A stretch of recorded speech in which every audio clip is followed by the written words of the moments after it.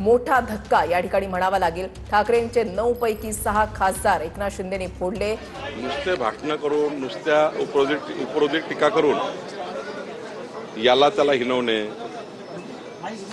देशाच्या पंतप्रधानाबद्दल अत्यंत खालच्या भाषेत टीका करणे आणि असं न करता उद्धव ठाकरेंनी आपलं घर सांभाळलं पाहिजे।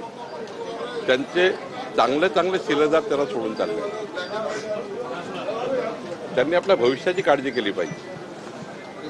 आणि ज्यावेळी त्यांना फिरण्याची गरज होती, खरं जेव्हा चाहूल लागली होती की शिवसेनेमध्ये अंतर्गत गटबाजी आहे, जेव्हा उद्धव ठाकरे मुख्यमंत्री होते आणि आदित्य मंत्री होते, तेव्हा जर योग्य पद्धतीने खासदार आमदारांना भेटले असते, त्यांचं म्हणणं ऐकून घेतलं असतं, त्यांचं काय कळ आहे ती ऐकून घेतली असती, एवढा मोठा स्फोटही झाला नसता।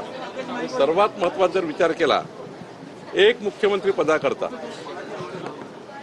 जे मॅन्डेटच्या बाहेर होतं, उद्धव ठाकरेंचं मुख्यमंत्रीपद मॅन्डेटच्या बाहेर होतं, एक मुख्यमंत्री पद मिळवण्याकरता सर्वच विषयाची त्यांनी बर्बादी केली, विचारसरणीची बर्बादी केली।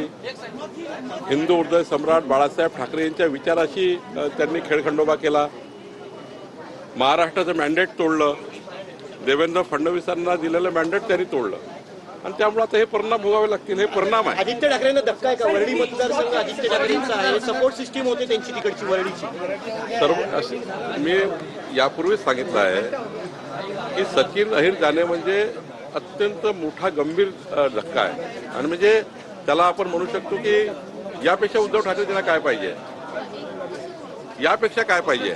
आता फक्त आदित्य ठाकरे जायचे राहिले, आता आदित्य ठाकरे जायचे राहिले।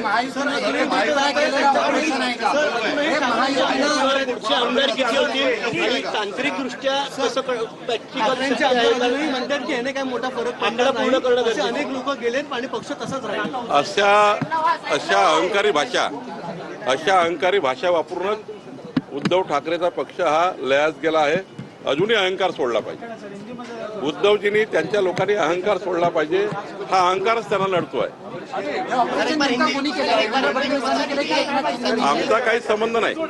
भारतीय जनता पार्टीचा हे जे काय ऑपरेशन चालू आहे किंवा हे पक्षाचं हे काय या पक्षातून त्या पक्षात चाललं आहे किंवा सचिन अहिर गेले किंवा यापूर्वी खासदार गेले, काय संबंध आमचा? एकनाथ शिंदेचा पक्ष आहे, ते त्यांचा पक्ष वाढवतील। उद्धव ठाकरेचा पक्ष आहे, त्यांनी आपला पक्ष सांभाळायचा आहे।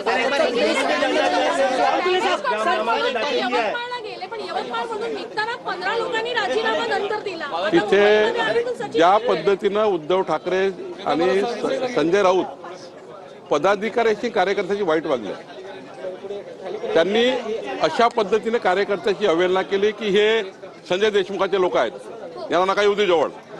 त्यामुळे तुम्ही जवळला कार्यकर्त्याला लाथ मारून हकलताय। काय करतील कार्यकर्ते पदाधिकारी? तुम्हाला ते भेटायला आले होते, तुम्ही सांगितलं संजय देशमुखच्या जवळचे लोक आहेत, यांना घ्यायचं नाही, यांना स्टेजवर घ्यायचं नाही, यांना समोर बसू द्यायचं नाही।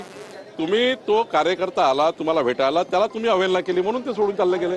अजून किती हा अहंकार आहे। अजून किती आता उद्धव ठाकरेंचा जो काही त्यांच्या पक्षात चालू आहे फक्त अहंकारामुळे चालू आहे, सकाळच्या बोलबच्चनमुळे चालू आहे।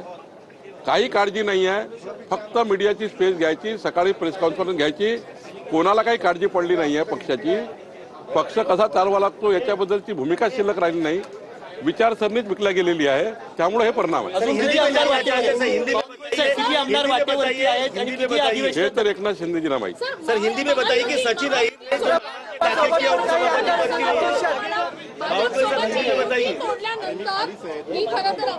हीच अवस्था झाली आहे। भारतीय जनता पार्टीशी युती तोडणे, हिंदुत्वाशी फारकत घेणे, काँग्रेसचा विचार स्वीकारणे आणि तुष्टीकरणाचा विचार स्वीकारणे, हेच खरं गमक आहे। यातनंच सारं झालं आहे। तुम्ही 2019 मध्ये जर मॅन्डेट पाळलं असतं आणि बाळासाहेबांचे विचार पाळले असते, केवळ एका छोट्या मुख्यमंत्री पदाकरता तुम्ही ते पद मिळण्याकरता एवढे आतुर झाले नसते। राज्याचे मुख्यमंत्री देवेंद्रजी झाले असते, आदित्य त्या ठिकाणी उपमुख्यमंत्री झाले असते, चांगल्या पद्धतीनं त्या ठिकाणी सरकार चाललं असतं, महानगरपालिका असती, एकनाथ शिंदे साहेबांना ज्या ठिकाणी जवळपास उपमुख्यमंत्री करता आलं असतं, कुणालाही करता आलं असतं। एकनाथजी उपमुख्यमंत्री होऊ शकले असते देवेंद्रजी मुख्यमंत्री असताना। पण तुम्ही आपल्या कार्यकर्त्या कुणालाच करू शकले नाही. तुम्ही पदावर बसून गेले, तुम्ही मुख्यमंत्री होऊन गेले आणि तुमच्या मुलाला तुम्ही मंत्री बनवून टाकलं. ही कुठलं राजकारण आहे? ही कुठली लोकशाही आणि या ठिकाणी आहे? ही घराणेशाही आहे आणि घराणेशाही आतापर्यंत बर्बाद झाली आहे. जो घराणेशाही करेल तो बर्बाद झाल्याशिवाय राहणार. आता हिंदी बोला सर, आता हिंदी बोला. सचिन अहिर के लिए यहाँ पर नामांकन दाखिल किया उपसभापति पद के लिए, क्या कहना है आपका? योगेश तर चंद्रशेखर बावनकुळे यांची प्रतिक्रिया आपण या ठिकाणी पाहत होता. जो घराणेशाही करेल तो बर्बाद होईल असं म्हणत त्यांनी ठाकरेंवर टीका केलेली आहे. ठाकरेंसाठी एक मोठा धक्का. सचिन अहिर हे आता शिंदेंकडे गेले. ठाकरे सेनेचे परिषदेचे आमदार सचिन अहिर यांची आदित्य ठाकरेंचे निकटवर्तीय म्हणून ओळख.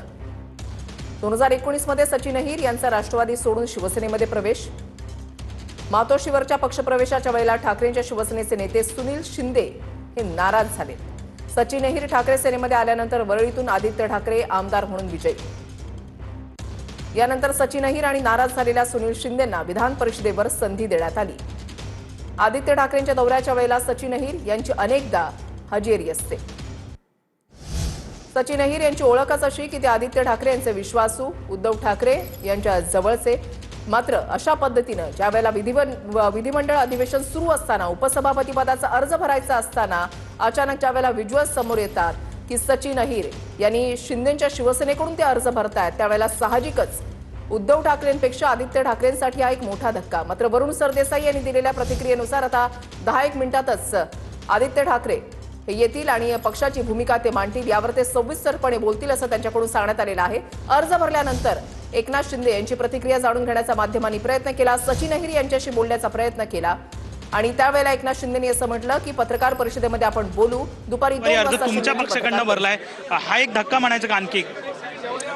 महाराष्ट्राचे जे लोकप्रिय नेते एकनाथराव शिंदे साहेबांच्या नेतृत्वाखाली आज सचिन भाऊंनी प्रवेश केला आहे. शिवसेनेचे आम्ही सर्व 60 आमदाराच्या वतीने मी त्यांचे हार्दिक स्वागत करतो. महाराष्ट्र राज्यात ऑपरेशन 3ची आजपासून सुरुवात झाली आहे.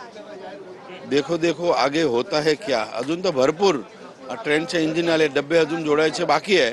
ऑपरेशन 3 मध्ये अजून भरपूर आमदार असतील, नगरसेवक असतील.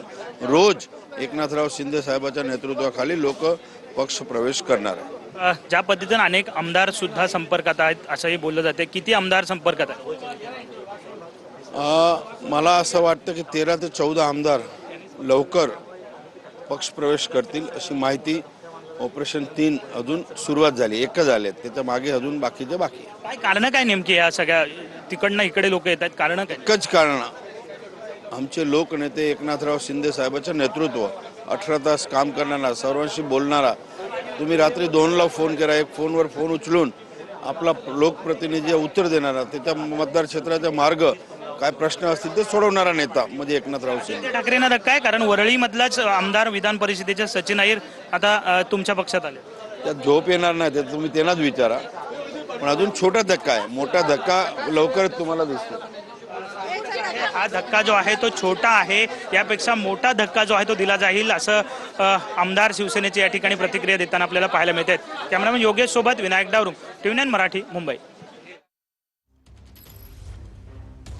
सचिन अहिर हे शिंदेंच्या शिवसेनेत म्हटल्यानंतर राजकीय वर्तुळामध्ये मोठी खळबळ माजली आहे. फुटीर खासदारांच्या मतदारसंघातनं उद्धव ठाकरे परतताच त्यांना आणखी एक मोठा धक्का बसलाय. तो म्हणजे विधान परिषदेच्या उपसभापती पदासाठी सचिन अहिर यांच्याकडनं अर्ज दाखल करण्यात आलाय.